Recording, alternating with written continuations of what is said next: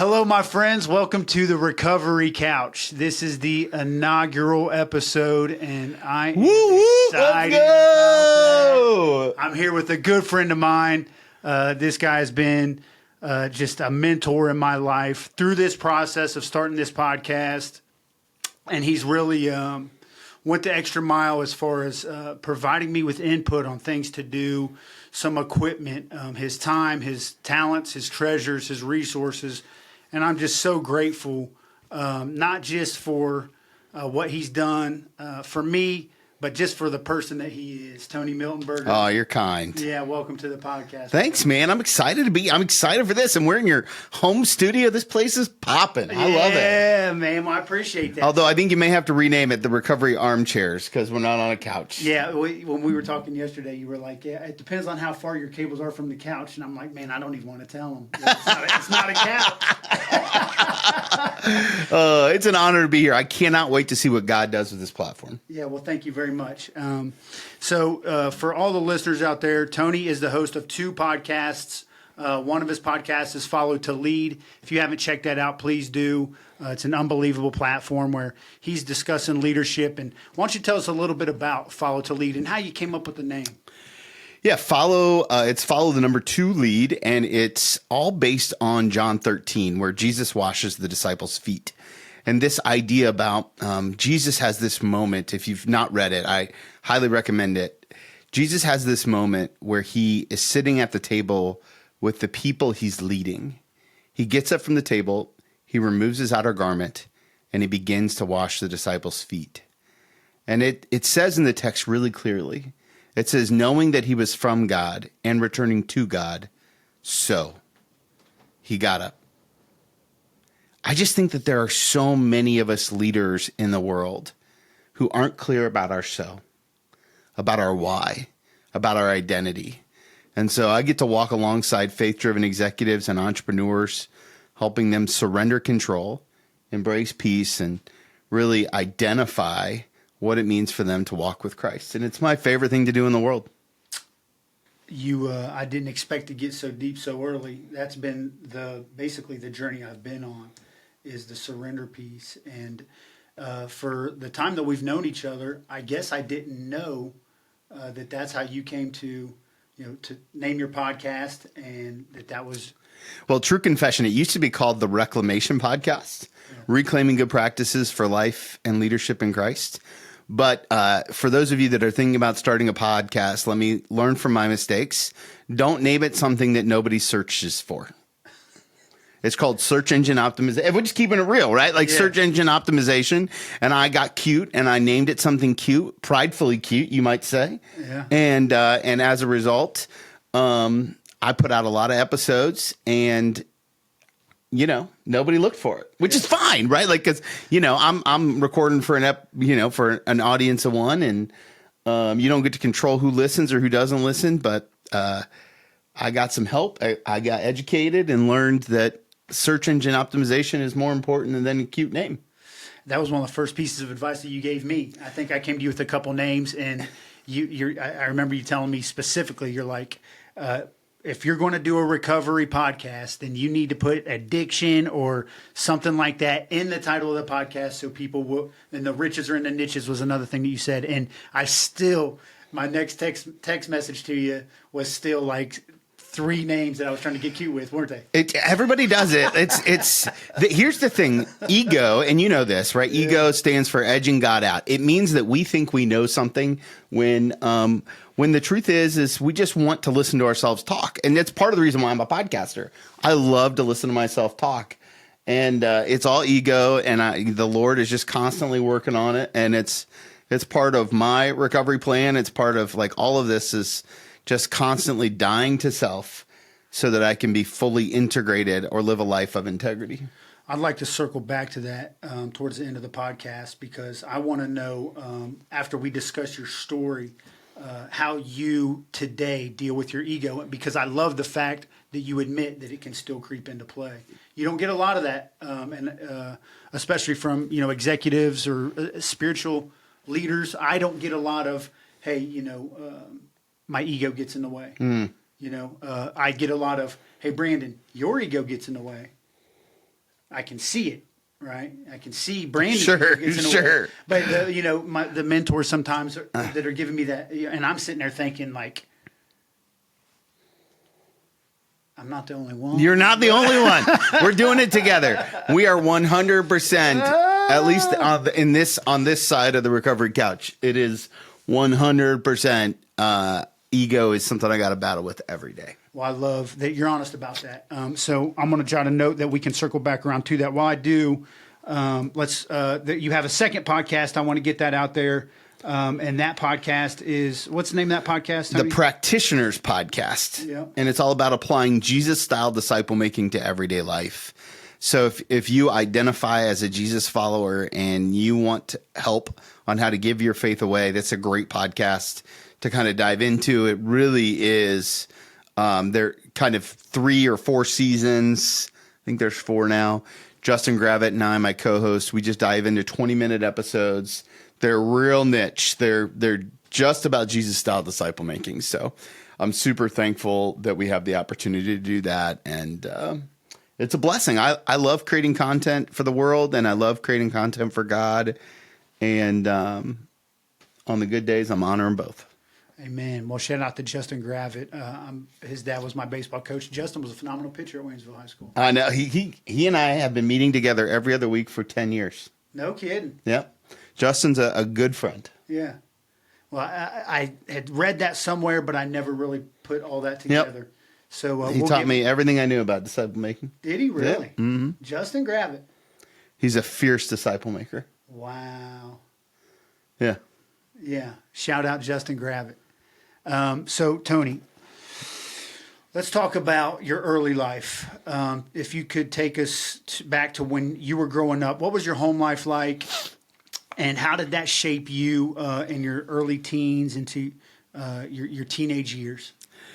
So let's see. I was born in 80, just to kind of give everyone kind of a sense. And this matters for the story I'm about to tell next. I think I was 8 years old, maybe 10, when my parents sat us down for dinner and the blinds were drawn, which is unusual.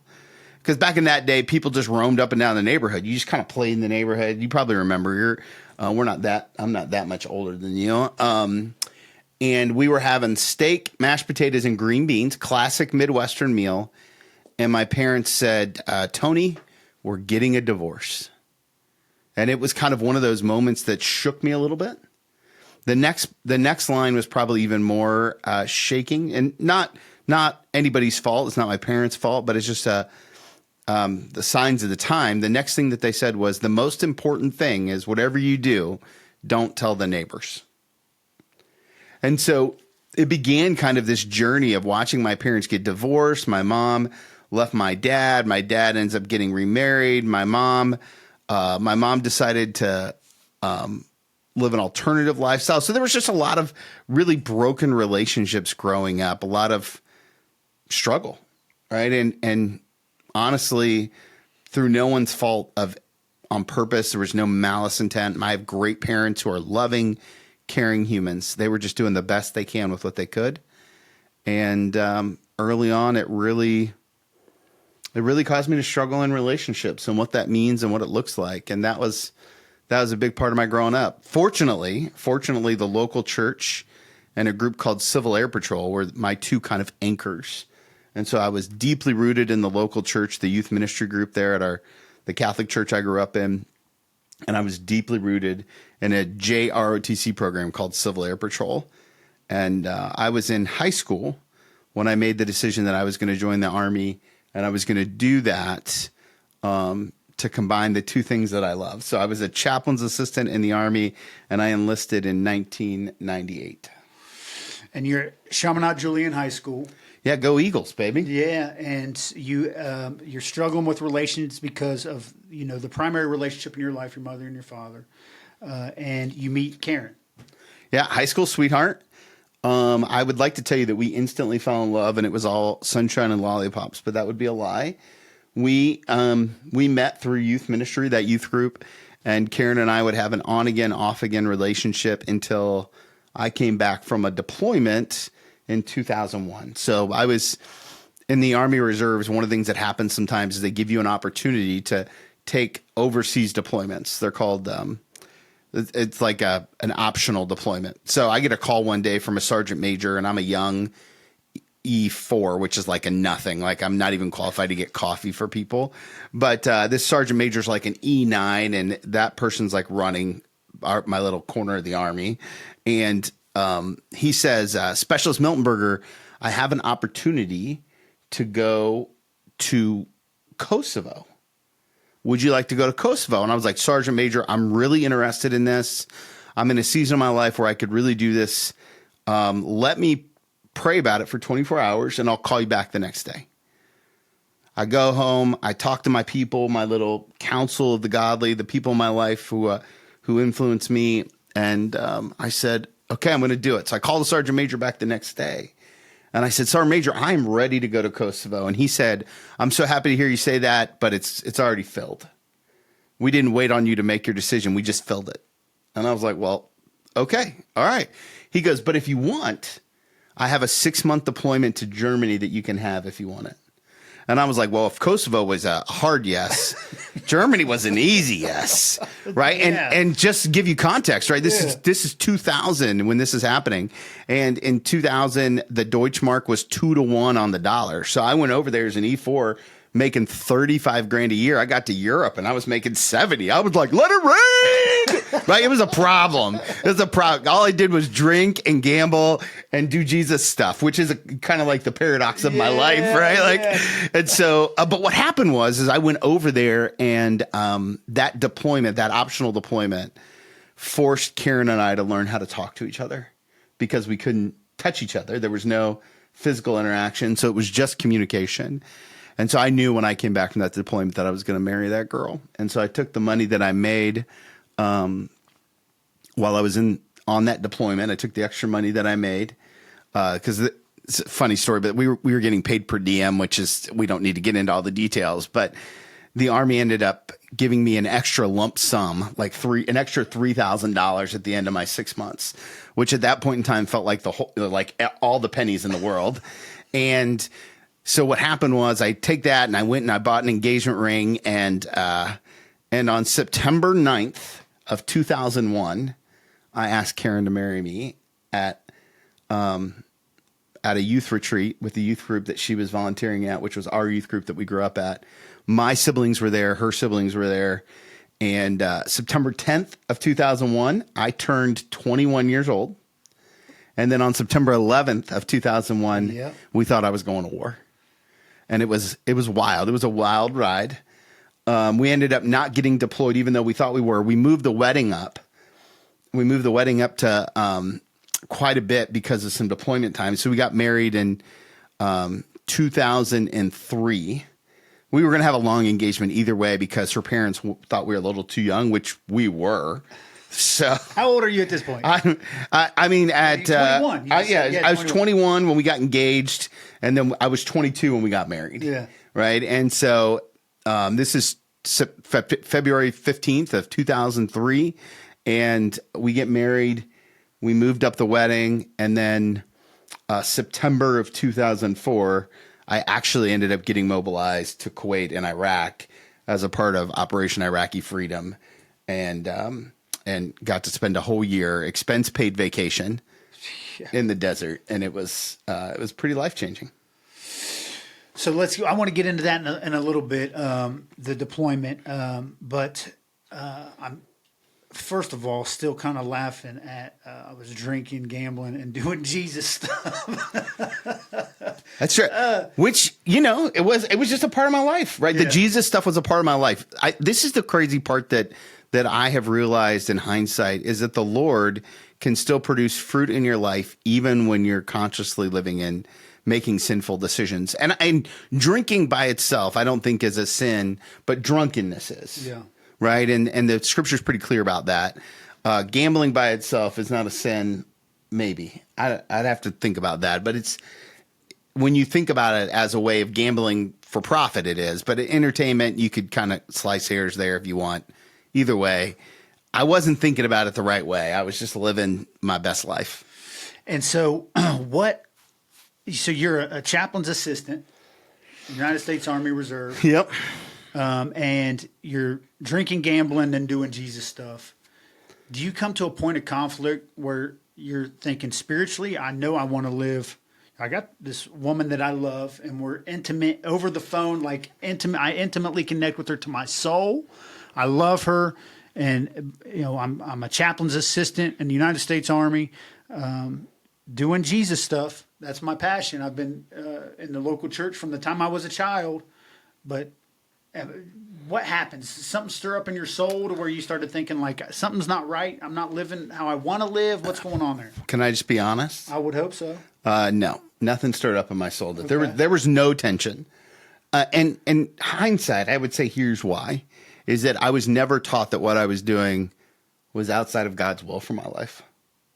And so I just didn't even know that it was a sin, right? I didn't know that drunkenness was that big of a deal. I grew up in a community, a European, strong Catholic, where, drinking and fish fries are like a thing in the Catholic Church, right? And so it just didn't feel that foreign.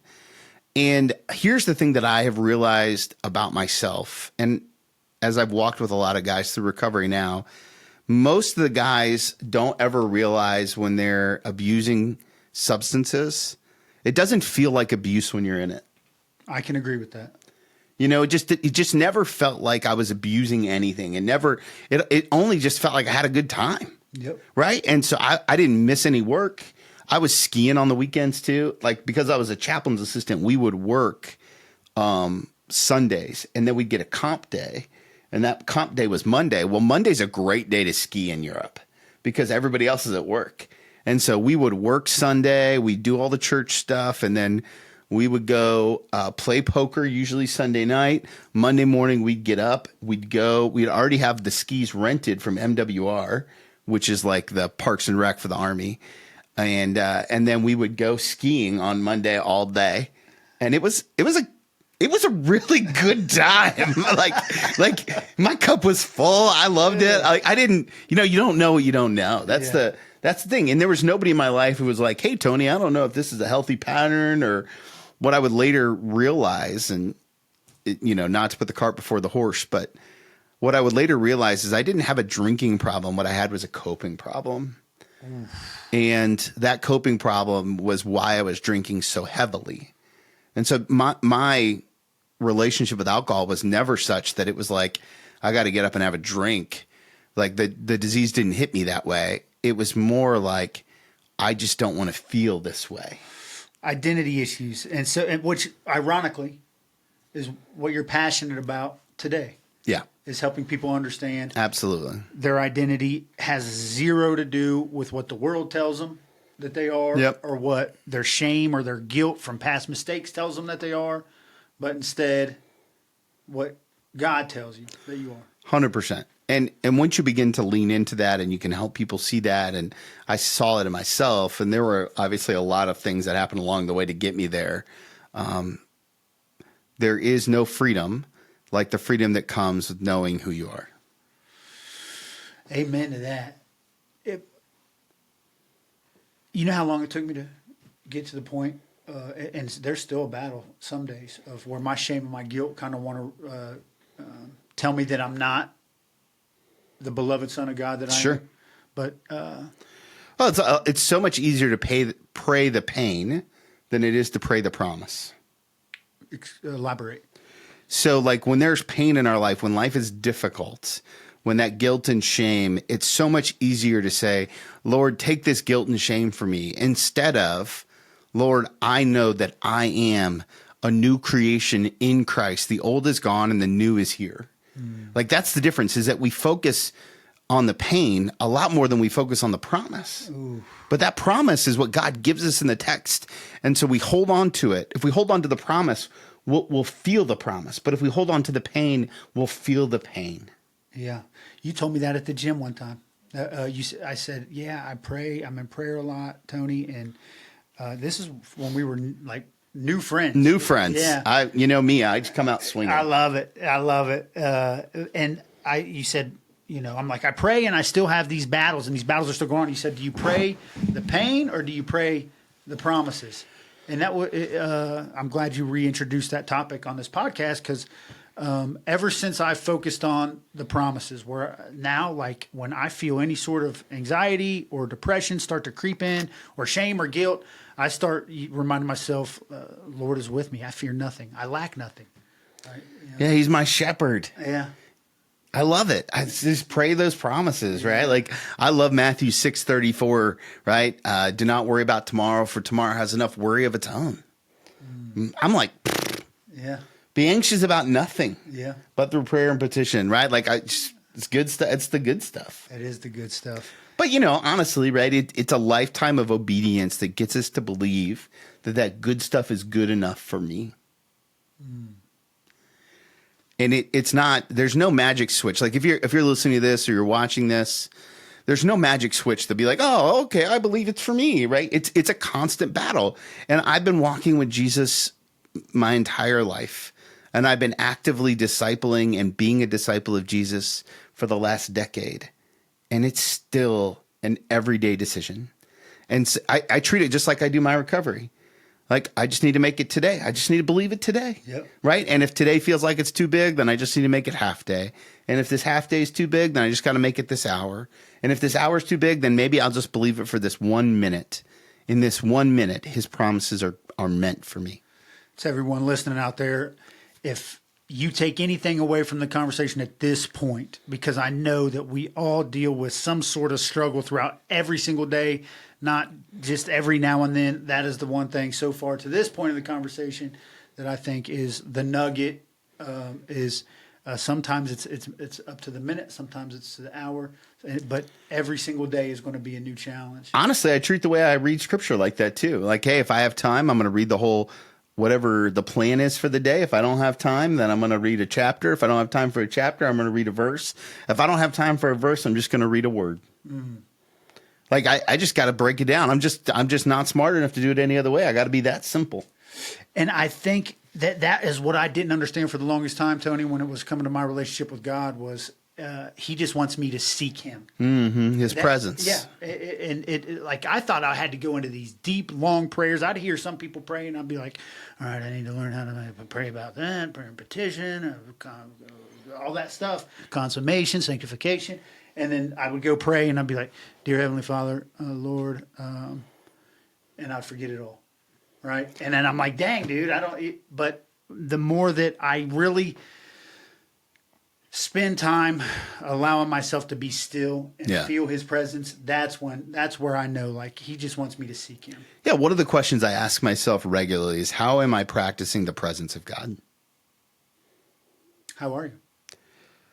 Well, one of the things you've heard me say before, and I say all the time on my podcast, is that if you're not dedicated to your disciplines, you'll be destroyed by your distractions. I love that. Right? Because no one ever wakes up and like, man, today's the day I want to ruin my life, or today's the day I want to relapse, or today's the day I want to cheat on my wife, or whatever, right? Like nobody ever wakes up and says that.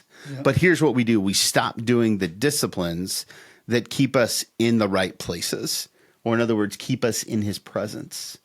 And so for me, I get up almost every day at 5 a.m., right? Monday through Friday for sure. And then I spend an hour in silence in the Word. I pray. I usually try to be as holy as I can and fight off the Instagram, Facebook monster there, which is real. It's just real.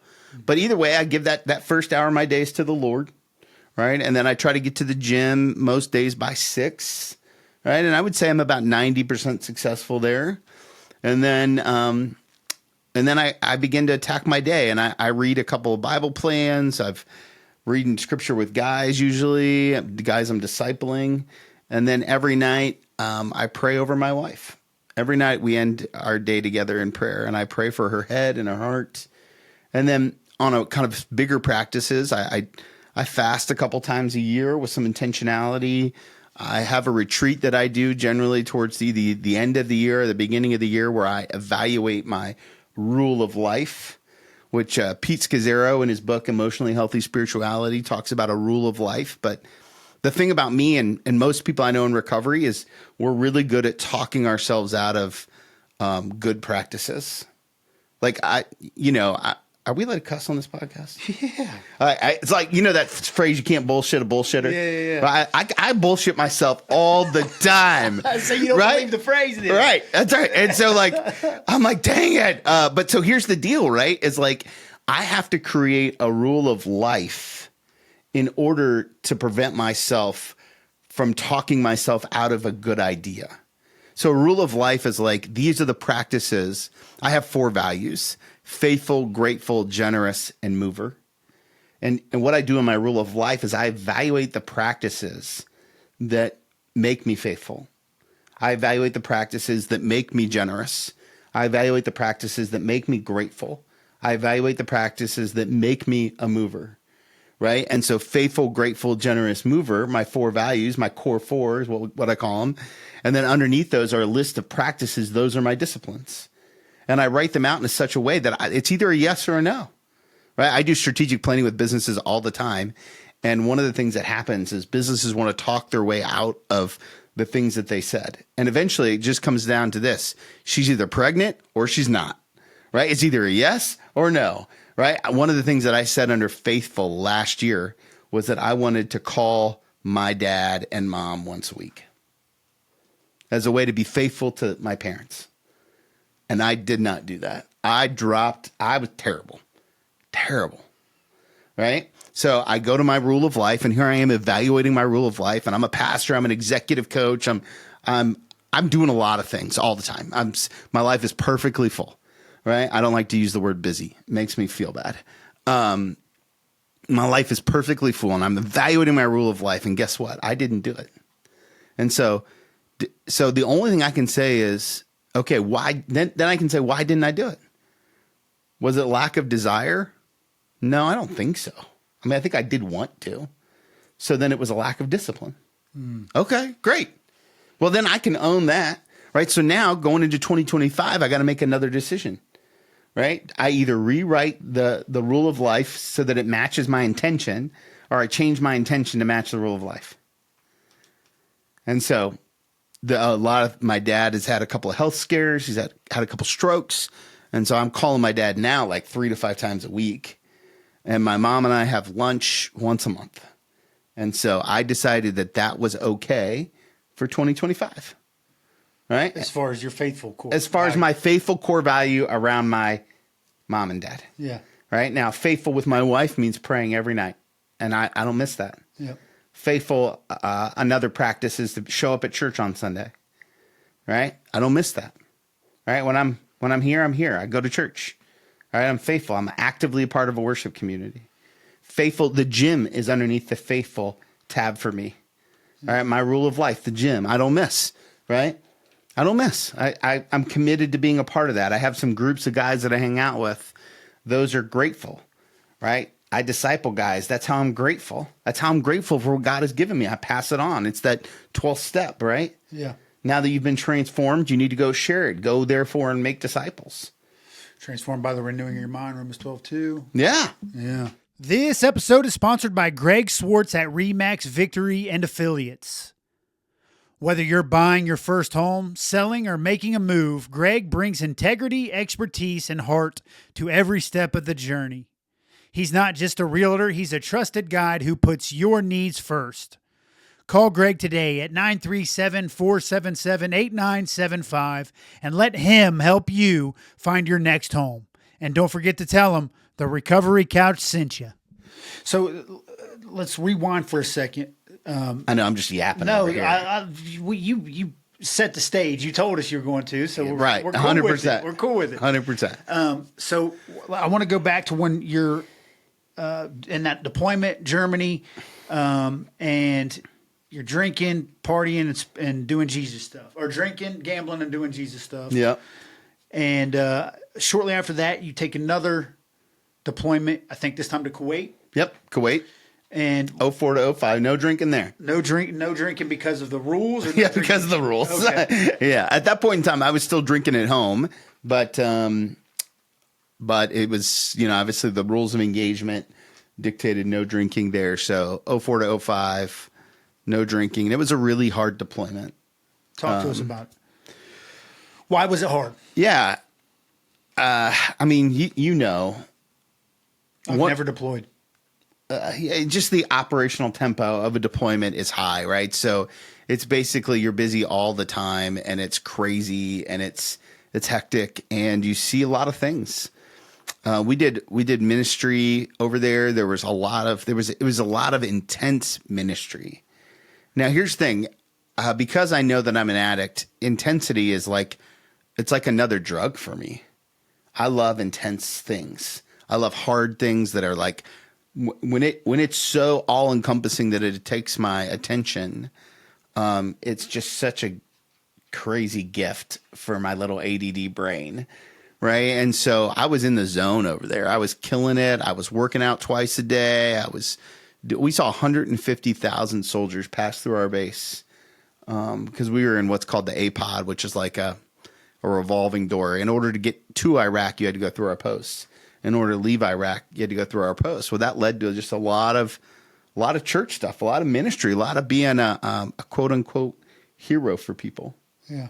And we buried a lot of soldiers too. Every fallen soldier, from 04 to 05, my team, not me personally, but the team prayed over. And we put new flags on them. What does that do to morale? And as a chaplain assistant, so there was only a very small group of people who got to be a part of that part of it. A mortuary affairs unit from Puerto Rico actually was. These boys could party too. They were legit crazy. I loved them.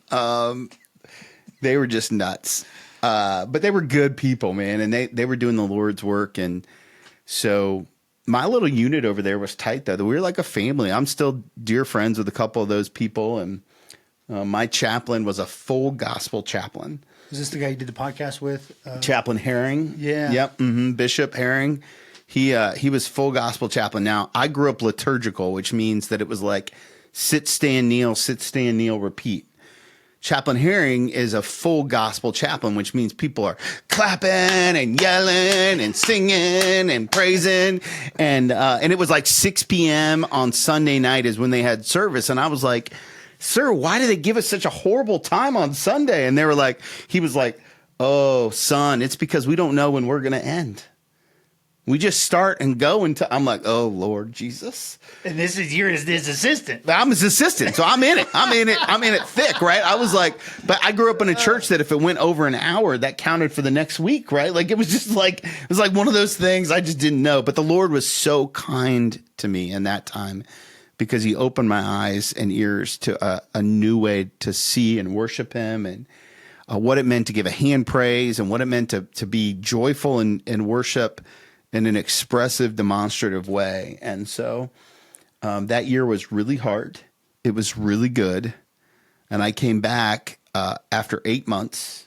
We had 2 weeks of R&R, which is like the Army flies you home. You could spend 2 weeks with your loved ones, and then you go back. And because I didn't have any kids, I took a later one. So I was 8 months in. I went home for 2 weeks.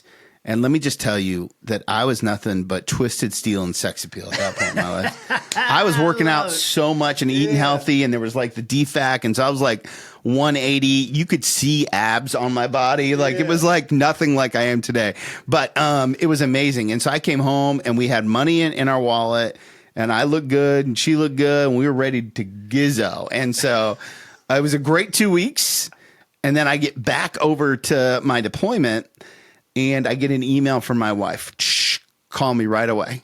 I thought somebody died. I call her right away, and she goes, hey, we're pregnant.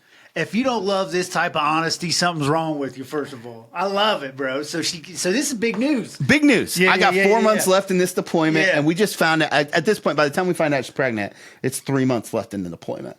And so I missed the first trimester. And men, if you're listening to this, if you can miss the first trimester of your wife's pregnancy and blame it on the global war on terror, 10 out of 10 recommend it. 10 out of 10 recommend it. Operation Iraqi Freedom pulled through, didn't it? And then so I came home. And because I was still on the government's insurance, we got to have that child for free. Yep. That's the only child we had for free. Yeah. But I thank God for that. It was such a good season. But the hard part came when I got back.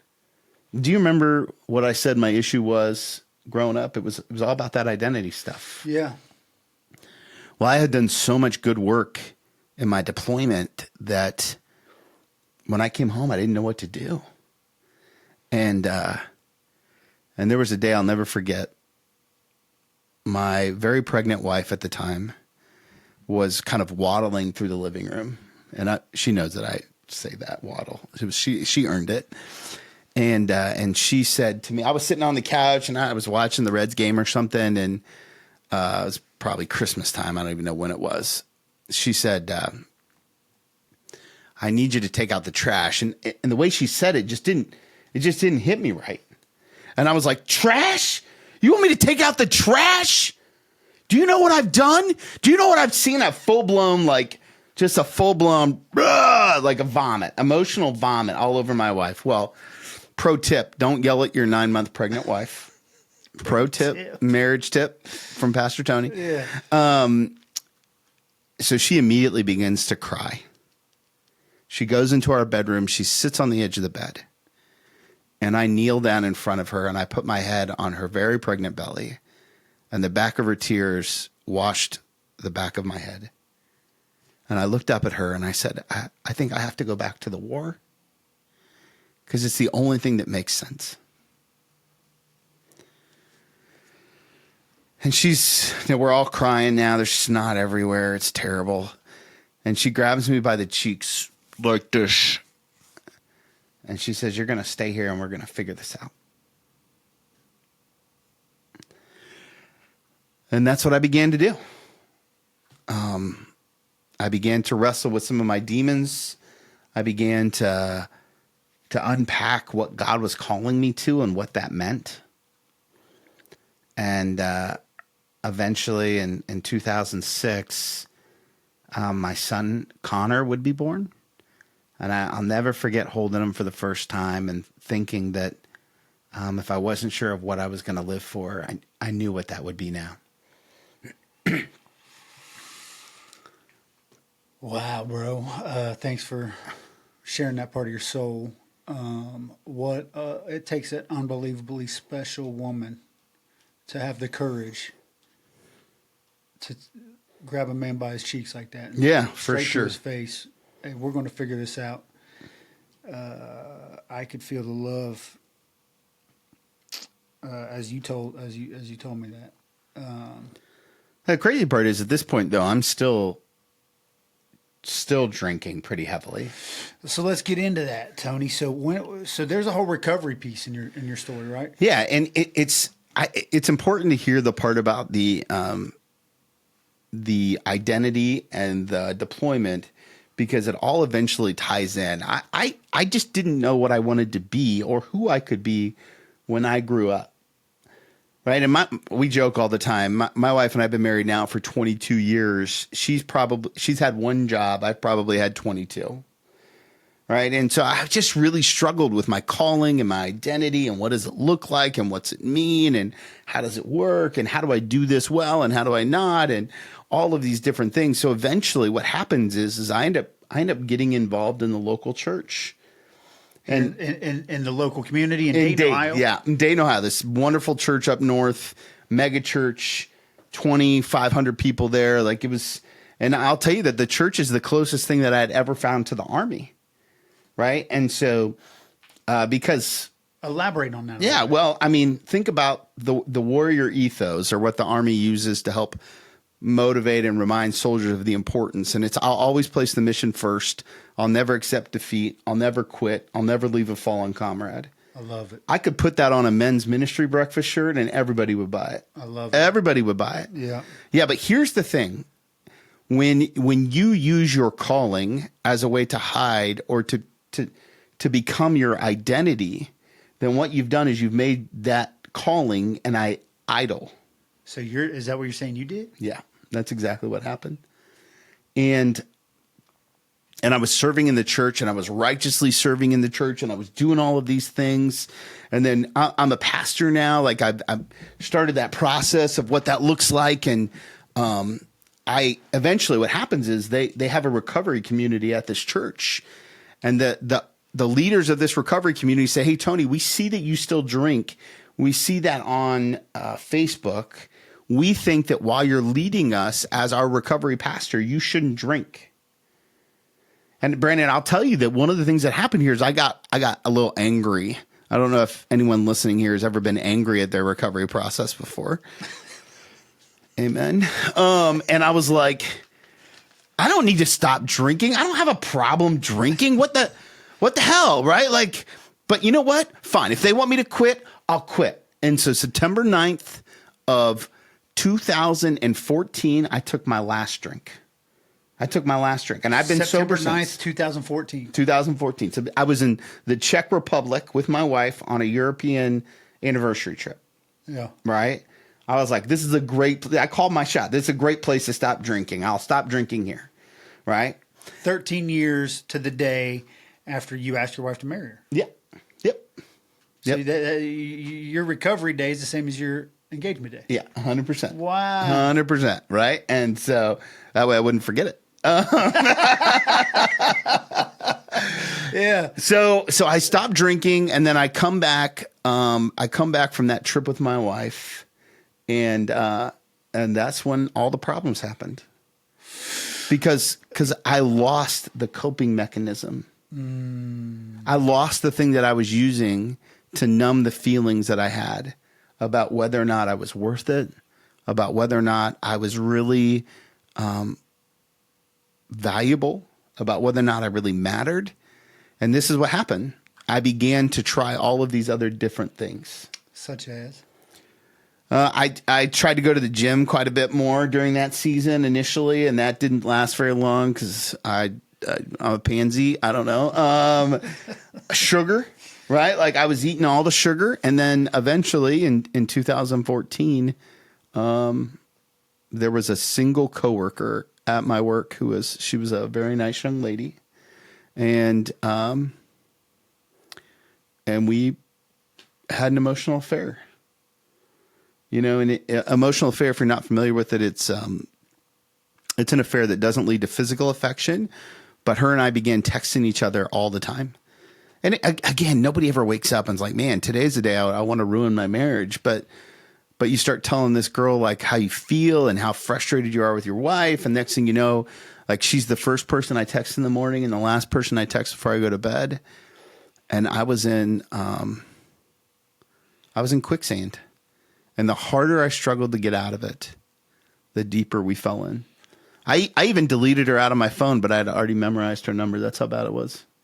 And you were in the process. You had given up alcohol, so I was stone sober. So you're juggling this. Well, hey, I'm doing the sobriety thing, leading this recovery group, but at the same time, you switched your comfort medicine.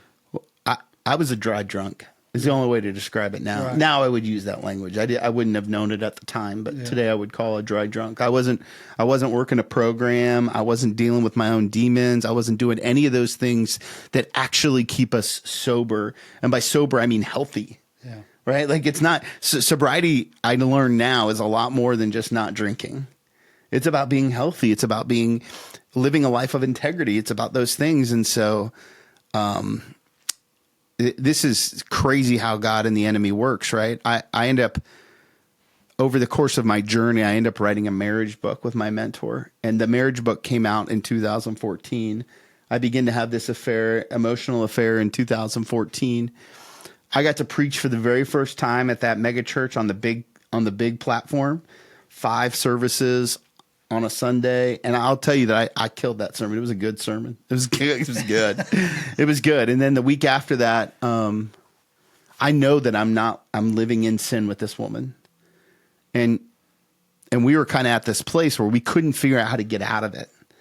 Well, I always say now, like we were like 2 drunks at a bar telling each other to stop drinking. Hey, we got to stop. We got to stop. This is not good. We are not these people. We got to stop. We got to stop. We got to stop. And eventually, this is kind of where we were. It was like we were at this place where she's like, well, maybe you should just come over to my apartment and we'll talk about a plan on how we can stop. Well, Brandon, you and I both know if I went over to her apartment, we were not going to stop. Yeah. And so I walked into this. I had one friend who's a really good friend. His name's James Keith. I walked into his office and said, dude, I'm in a bad way with this girl. I need your help. He's like, I'm going to help you. And I was, are you going to tell her to leave me alone? He goes, even better than that. If you don't tell your wife tonight, I'll tell her tomorrow. And that was the day he saved my family and my marriage. So take us to the very next step. You leave James' house. Yeah, it was his office at the church. Office at the church. That night, once the kids go to bed, I tell my wife, she's devastated. It was a horrible night. Nobody slept well. It was tough. The next day, I got to get up and I got to go tell my lead pastor. At the church that you've been preaching on stage at. For the first time. Yeah. Right? First time, last time, by the way. But God's grace is so good. And so we began. Now, they had never dealt with anybody who had that problem before. So like a lot of companies, I had to write my own recovery plan and put myself on that plan. And my wife and I began to get healthy. I started working the steps. I started really creating a morning plan, an evening plan. That was the same time period. This is now 2015, early 2015, January. I start praying with my wife every day. Haven't stopped since. Wow. Part of my recovery plan, right? It's part of my sobriety. Do you think this is going to sound crazy as I ask it, but I have a feeling I kind of know the answer. Do you think that brought you and your wife closer? 100%. Isn't that crazy? More intimate. Our sex life is so much better since we got real with each other about intimacy. Isn't that something? It's crazy. Everything's better. Emotional intimacy leads to physical intimacy. Wow. I tell guys that all the time. If you want to get laid more, talk more about your feelings. No kid. You can cut that out if it's a little too much. No, dude. It's what people need to hear is the truth. It's just the truth, right? And our relationship began to heal in ways that we had never experienced. And then 2015, I get a call from the bishop saying, hey, we're looking for a young lead pastor and a family to move to Centerville, Ohio. Where were you at this point in time? Vandalia. Oh, okay. We're up north. And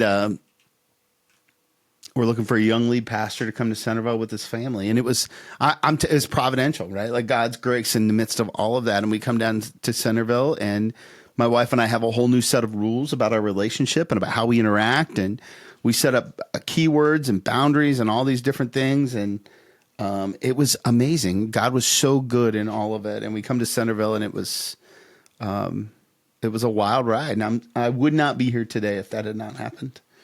And so I'm still today working my recovery plan. That's that morning, that hour in the morning, that prayer time at night, that going to the gym, that rule of life, like all of that is how I stay sober. And by God's grace, one day at a time. When you talk about ministry as a pastor, how important is your honesty in your recovery to your ministry and disciple making? It's the only way I know how to do it. Because the moment I'm not honest, the moment I'm lying, is the moment I start to think that I know more than Jesus does, right? Or that I short Jesus's grace. My story it's not a perfect story. It's not a very pretty story, right? Like it's rough around the edges.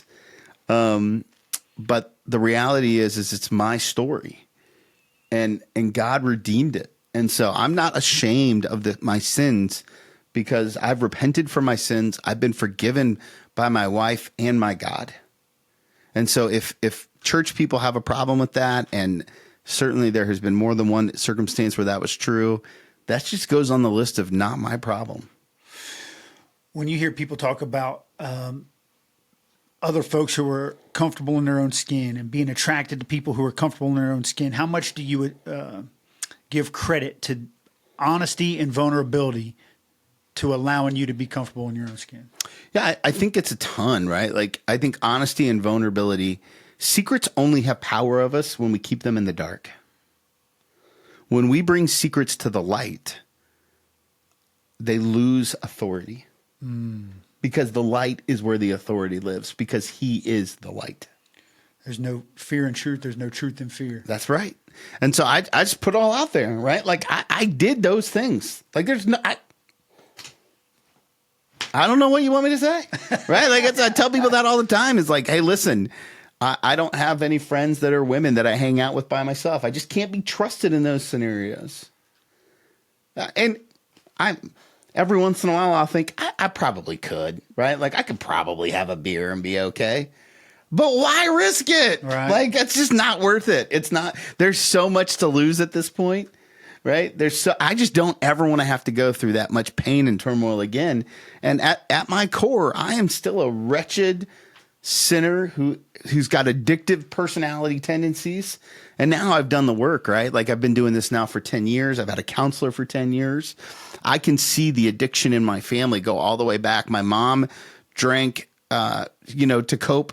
My grandfather had a pornography addiction. He had a whole, I didn't know it at the time, but like most grandpas don't have a whole closet full of porn, right? That was just the way we lived, right? And so that addiction gene is real and it's in my family. And I have my oldest son now, Connor's 19, and he and I have talked about it, and it lives inside of him too. Now, the Lord may have healed it in him. I don't know. He'll figure that out, and he'll have to sort through it, right? Like, and I will be next to him whenever he wants it, and I'll give him space whenever he needs it. That's a beautiful thing, Tony. It just shows your vulnerability, man, and your honesty. I think, gosh, I just hope people see the healing that comes in being able to be honest with your story. It's your story, like you said. And let me just say this. Is that once I gave up trying to control my identity became really clear. That's what I was going to circle back to. You started off talking about how your ego could have you talk for hours. Was kind of the premise of kind of what you were saying. That's why I like podcasting, because I like to hear myself talk. And how do you handle your ego today, and take into account the fact that you have a different identity, and so your identity is rooted in how God sees you, not how I see you, or how you might even see yourself. But with taking those into account, how do you handle your ego today, and what kind of flare-ups do you get where you're like, man, I got to check myself? Well, here's the thing. I've learned now that if I'm trying to push my way into something that doesn't come easy, right? If I'm trying to push myself into relationships or situations that don't come easy,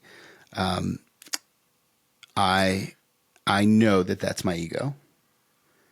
So if I'm manipulating, if I'm going around somebody, if I'm pushing, if I'm pressing, right? Or if my kids would say, if you're being a try-hard, right? If you want to use some of that colloquial slang. But here's the thing that I've become crystal clear at. Anything that's inside of me that is good is not from me, but it's from God. Amen. There's nothing good inside of me.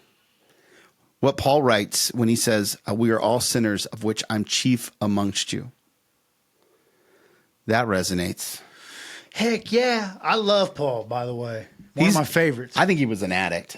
You think? I do. The thorn he's in just his side? kind of a zealot, right? Yeah. Like he's just one of those guys that like Paul and Peter both have addictive tendencies, right? If you study it, like Peter's like, no, Lord, you can't wash my feet. And he says, you can't wash my feet, then I don't have any part of you. Then wash my whole body, right? Like I'm in for a penny, I'm in for a pound, right? Like, so I just love those guys. They're great. Yeah. It's great. And so, today, right? People ask me all the time, what do you do? And I do a little bit of this. I do pastor still. I'm a associate pastor. I'm like the number 3 guy. Like I just kind of do what I do. And then I podcast a little bit. I coach a little bit. Sometimes I get paid for it. Sometimes I don't. I don't ever worry about any of that anymore. Like the Lord has just been like, man, Tony, you just got to show up and do what you do. And what you do is be a steward of what God has given you, and then steward that to the best of your abilities. And I try to do what I call L-shaped listening, right? I try to listen to God, and I try to listen to the person in front of me and see where it matches. That's why you and I started meeting, because I was like, well, okay, Lord, I won't let him go. I'll keep giving him time as long as you tell me to. Yeah. And when he tells me to stop, I'll leave. Well, that was kind of what I asked you that day. We had lunch at Archer's for those listening, and I was like, what got me in front of Tony? Because my story, I'm like, man, most people coming out of prison, like Right. the people are like, stay away from them. You know what I mean? Just for real. And that was kind of, Yep. You just answered that question was, God was just in your ear. And I'm so grateful that he was, because Same. I speak, when I speak to you, brother, it's I'm just super grateful for the everything you've done in my life, man. Not to sit here and pump up your ego any more than it needs. Here's anything good for me is from God. Amen. So God gets all the glory for all that. I know that, again, if I've left my own devices, I probably wouldn't have met with you, but the Lord is good. And Amen. His goodness sometimes on my good days work through me. So before we wrap up, man, I wanted to ask you, through all the good and the bad that you've been through, here you are today. You're doing ministry, you're coaching, and podcasting. You're a pillar in this community. You're pouring into people. But what are some of the silent battles that Tony Miltenberger faces? Envy. I've been working on a lot of stuff for a long time, and sometimes I wonder why it's not good enough, why it's not bigger. Yeah. Right? That's just real. And that's probably a silent battle that I don't talk about a lot. I like stuff. I just do. I like stuff. I like tattoos. I like things that cost a lot of money. Yeah, I do too. And so that's just real. That's just real. Yeah. And so I constantly have, every day you got to die to self. So, but that self is still there. So do you think that it's a love for material things, or a love for the feelings they bring, or a love of money? I think it's a love of having people look at me a certain way. Yeah. Identity. Yeah. Isn't that something? The wound never goes away. Yeah. The wound never goes away. Yeah. It's the same wound. And I think the wisest people in the world, they don't have an absence of wound, but they have an intimacy with it. Elaborate. When you're really intimate with your wound, you get a really clear picture about who you are. It doesn't scare you anymore, and you don't make decisions out of it. So in a recovery field, that would look like a 4-step. Revisit your wounds. Yeah. A fearless moral inventory. And then basically you learn to just kind of snuggle up with it in the fetal position. That's right. 100%. Fearless moral inventory that never stops, and it doesn't scare you anymore. That's unbelievable stuff, brother. Again, God's good. Yeah. So a lot of the identity stuff, when you're doing your coaching with executives, 100%. That's it. Yeah, we're going to hit it. We're going to hit identity. We're going to hit culture. All that stuff is kind of tied in together. We're gonna get into all of that. We're going to talk about what your rule of life is, about what your practices are. We're going to do all that stuff. Yeah. It's the good stuff. So I asked that more because you're seeing probably firsthand, and this is more of a question than it is a statement. How many people are struggling with identity? Is it just me and you? No. No. You know that. You know the answer is no when you ask the question. No. We all struggle with identity, right? Like, because we're humans. Theologically, we would say it's the epistemic consequence of sin, right? We talk about this all the time, but we live in a broken world. Everyone is willing to admit that the world is broken. No one talks about the consequence of that brokenness. And that's what this is. We struggle with identity. Yeah. Because identity, ego, pride, like all of those things that kind of weave together in this complex blanket that we cover up ourselves in humanity. And so until the Lord comes back, that's going to be true. Any last words that you would have for anybody out there that's listening to the Recovery Couch on the topic of recovery? I would just say this: the life-changing moments in my journey were always because of someone else. So don't be afraid. Don't be afraid to ask for help. No one walks alone. So whether you reach out to Brandon or me or someone else, get help. Talk to somebody. Keep talking to someone. Don't give up. If you're not dedicated to your disciplines, you'll certainly be destroyed by your distractions. That's an unbelievable message. I'm glad you shared that. If you do want to get a hold of me for any reason, you can reach out through the Recovery Couch or recoverycouch.com. Plug your website, Tony, your book, everything that you got going on. Yeah, I have a new book coming out called Be Courageous. Comes out September 22nd. You can learn more about that at follow2leadcoaching.com. I also have a membership community if you want to be one of the bold ones. It's what we call the tribe of people that kind of are in my world. If you want to be bold in faith and leadership and health, come be a part of the bold ones.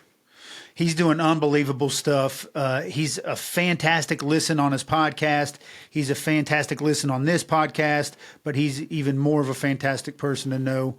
And I'm just super grateful for you being here today, Tony, man. Thanks for having me. The Recovery Couch. Yeah, we're booking, baby. So tune in next time, and we'll see you soon.